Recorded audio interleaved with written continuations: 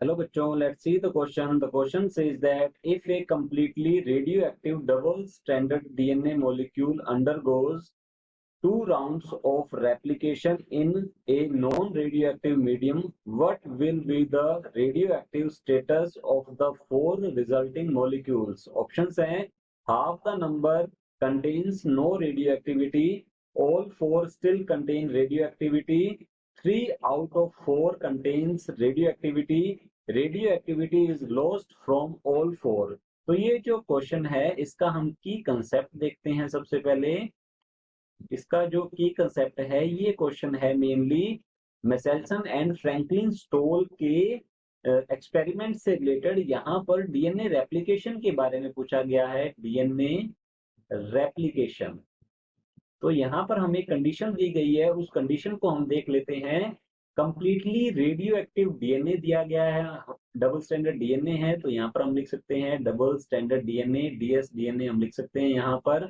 और ये क्या है, ये है radio active, completely radio active है, दोनों स्ट्रैंड जो है इसके रेडियो एक्टिव हैं। अब इन्हें नॉर्मल मीडियम पर, नॉन रेडियो एक्टिव मीडियम पर ट्रांसफर किया जाता है।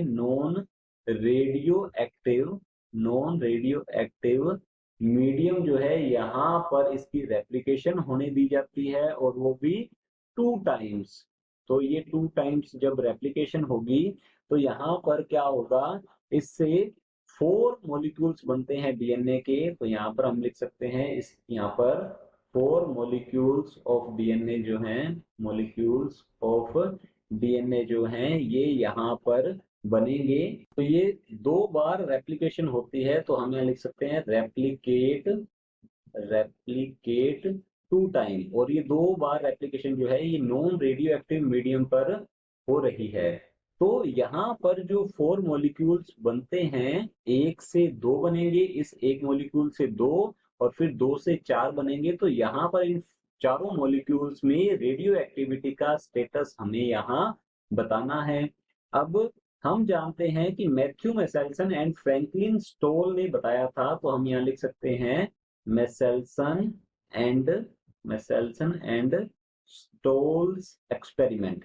तो स्टोल्स एक्सपेरिमेंट जो है, इन्होंने एक्सपेरिमेंट किया था, तो इस एक्सपेरिमेंट के अकॉर्डिंग इन्होंने बताया था कि डीएनए रेप्लिकेशन जो है, डीएनए रेप्लिकेशन जो है ये होती है सेमी कंजर्वेटिव। तो हम यहाँ लिख सकते हैं ये होती है सेमी कंजर्वेटिव है। सेमी कंजर्वेटिव होने का मीन ये है कि जो पेरेंटल डीएनए है उसका हाफ पार्ट डॉटर डीएनए में सेफ रहता है, कंजर्व रहता है।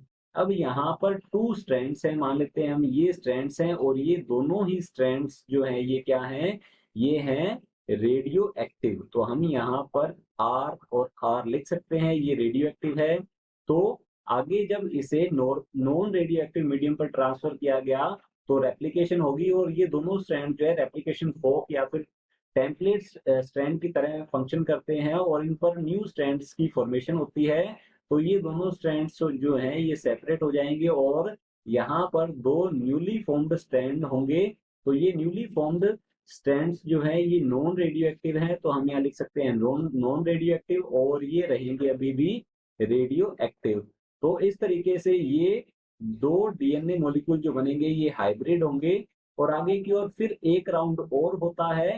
तो यहाँ पर ये जो डीएनए है इनसे अब आगे डीएनए मॉलिक्यूल जो बनेंगे ये दोनों सेपरेट हो जाएंगे। ये जो स्ट्रैंड है, जो नॉर्मल और रेडियो एक्टिव स्ट्रैंड है, ये सेपरेट होकर टेम्पलेट की तरह काम करेंगे। तो यहाँ पर हम देख सकते हैं ये इस तरीके से सेपरेट हो जाएंगे।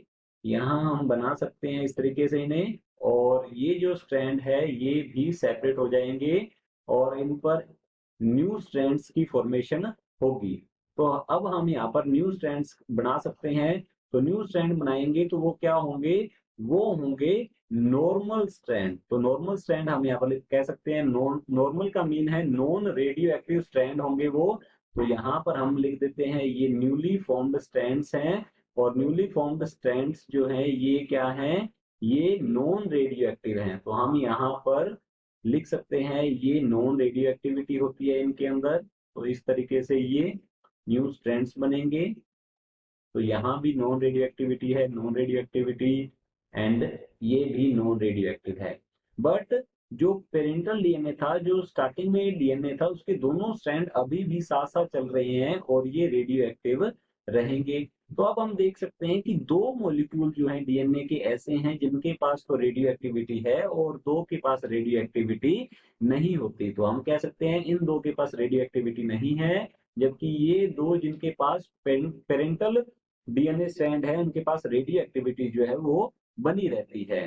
तो देख लेते हैं ऑप्शंस को। ऑप्शन ए दिया गया है half the number contains no radioactivity. तो हमारा ऑप्शन ए जो है ये बिल्कुल करेक्ट आंसर है। जो हाफ नंबर है, हाफ नंबर मीन चार में से दो जो हैं, जो दो डीएनए मॉलिक्यूल हैं उनके पास रेडियो एक्टिविटी नहीं है। ऑप्शन बी है all four still contain radio activity. तो चारों के पास रेडियो एक्टिविटी नहीं है, दो के पास ही है। तो हमारा ऑप्शन बी रॉन्ग होता है। ऑप्शन सी है 3 out of 4 contain radio activity. तो हमारा ऑप्शन सी जो है ये भी रॉन्ग होता है, क्योंकि दो ही रेडियो एक्टिविटी यहाँ पर रिप्रेजेंट करते हैं। ऑप्शन डी है radio activity is lost from all four. तो सभी में से रेडियो एक्टिविटी जो है लॉस्ट नहीं हुई है। तो हमारा ऑप्शन डी जो है ये भी रॉन्ग होता है। Option A is the correct answer. Hope you understood it well. All the best. Thank you.